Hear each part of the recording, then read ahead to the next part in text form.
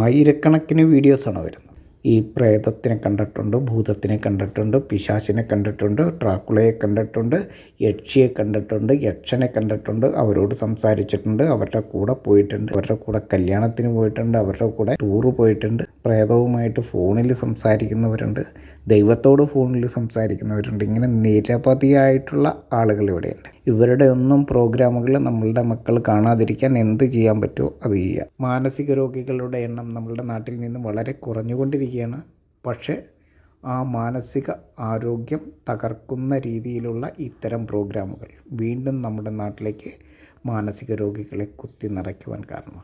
ഈ കോവിഡിന് ശേഷം അന്ധവിശ്വാസത്തിൻ്റെ കൂത്തരങ്ങാണ് എല്ലാ മതവിഭാഗവും ചെയ്യുന്നത്. എല്ലാവരോടും മക്കളെ സ്നേഹിക്കുന്ന ഒരാളുകളും ഇത്തരം പ്രോഗ്രാമുകളിൽ ഈ മുജ്ജന്മ പുനർജന്മ സിദ്ധാന്തവും നരകവും സ്വർഗവും ജന്മപാപവും പാപികളാണ് മനുഷ്യൻ എന്നൊക്കെ പറയുന്ന ഒരു പ്രോഗ്രാമുകളും നമ്മുടെ മക്കളെ കാണിക്കരുത്. മാനസിക രോഗികളുടെ എണ്ണം കൂടുവാനായിട്ട് ഇത് കാരണമാകും.